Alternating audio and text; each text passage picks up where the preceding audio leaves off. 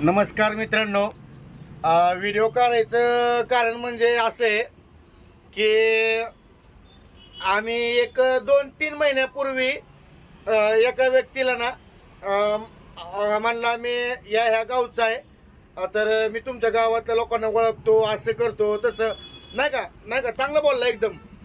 तर मला म्हणला पाहुणं पेट्रोल संपले, मला 300 रुपये द्या म्हणला. बाबल्या किती म्हणला?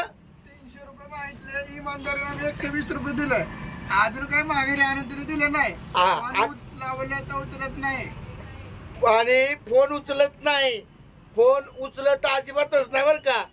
आणि लय लांबचा नाहीये, शेजारच्याच गावचा आहे आमच्या.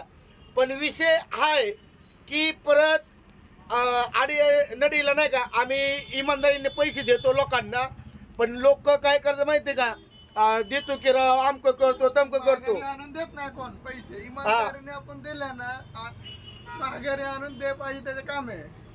माघारी आणून देत नाही आणि फोन बी उचलत नाही. मी नाही म्हणलं तरी 3-4 वेळा फोन लावला होता त्याला नाही का. म्हणलं तेवढं पैसे आणून द्या की. म्हणलं राव मी आलो, सकाळी आलो, आत्ता आलो, असं केलं. आम्ही पैसे सोडून दिले बरं का. ती 120 लय महत्वाचे नाही आहेत, पण असल्या लोकांमुळं इतरांना गरज लागली ना तरी आपण काय करतो, नाही बाबा आपल्याकडे हात जोडतो आपण. म्हणून कृपया करून दुकानदारवाल्यांनी तर आहे ना असं करायला पाहिजेत, द्यायलाच नाही पाहिजेत. असे लोक फसवतात, त्यामुळं कुणाची ओळख सांगतात, काही करतात. पण कृपया करून कोणी मित्रांनो पैसे देऊ नका असल्या लोकांना. शक्यतो मला असं वाटतंय की तो ओके असणार आहे, त्यासाठी त्यांनी पैसे मागितले असत.